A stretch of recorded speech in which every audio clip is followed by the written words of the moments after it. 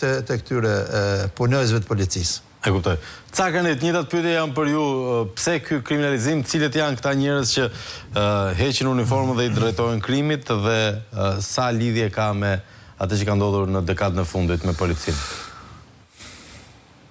Qiko, ne pam në 2016 dhe 2017 kur taj ka mjetua Shqipëria dhe shërbimit informativ ishin nga punëtime drejtues të lartë të politikë që përfshin dhe kanalizimin e Shqipërisë. Ishin personat të cilët pjesën e tyre të kanalizimin e Shqipërisë. Dhe shtu që ndaj tyre besoj se jemi këtu edhe donën e emra dhe mbitave të tyre asë matë madhë, sa për përzdoj të sot edhe janë promovuar të tuta të larta në policinë e Shqipërisë. Edhe sola këtë që policinë jonë ne është polici të i kriminuar dhe të shikojme dhe këtë vitin 2017 të shtetit që një idhi kapelet dhe tani idhi pota për Partinë Socialiste.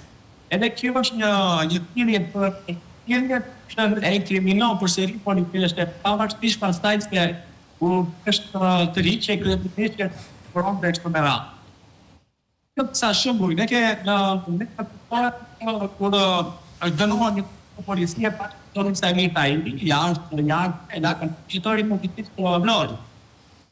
U vasen dhe më mund, a i do të vija për deshe u dënuar, por a i shkap është filmuar edhe ka një të takonshëm, një vetëm duke shtypur për qëlluar donat me kanabis në zonën e të rëmishu të andeve, ma një roni kështë e vetë për bugë edhe këpa e shtylte për të andeve të dëshuar pa tjetër ajo kanabisin e desperatrat e gomopja.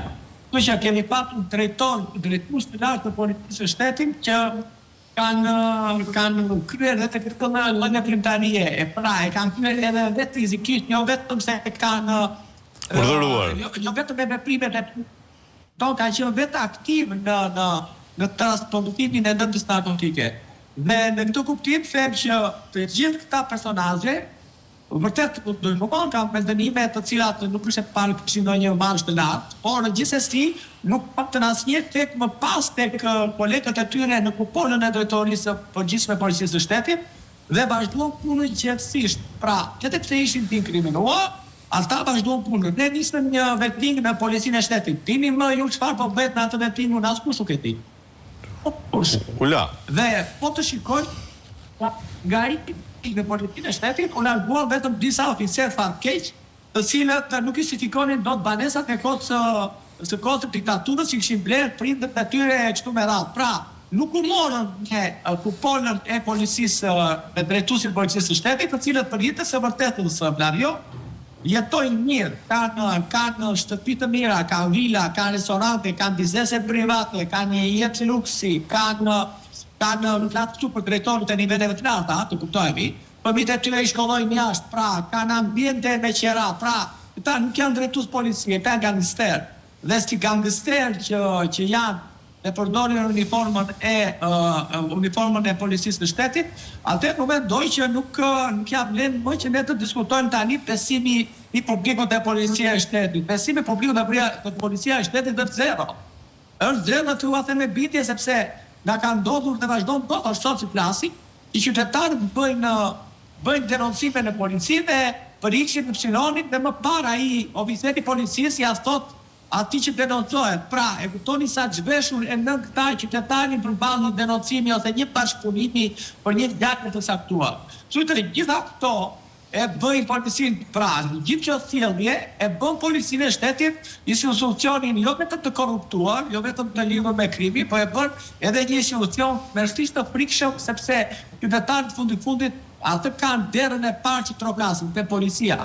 Dhe nëse policia nuk ja hap të derë ose ja hap të derë, por më pas ka probleme, atëherë dhe qytetarët vetë fillojnë të riqen dhe natyrisht nuk bashkëpunojnë më. Kështu që policia e shtetit ka 1001 probleme.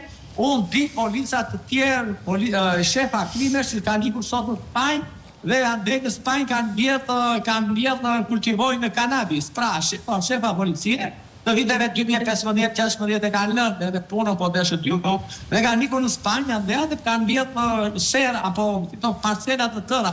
Pra, edhe rekrutojnë dhe djemë të rinjë këtu në 19-20 vjeçar duke ju thënë që hajdini këteja sepse këtu paturoheshin këtu me ratë. Kështu që është një histori kjo e njohur e policisë së shtetit që më tepër gjasit në organizat kriminale se sa si policia i shtetit demokratik. E kuptoj. Megjithatë për te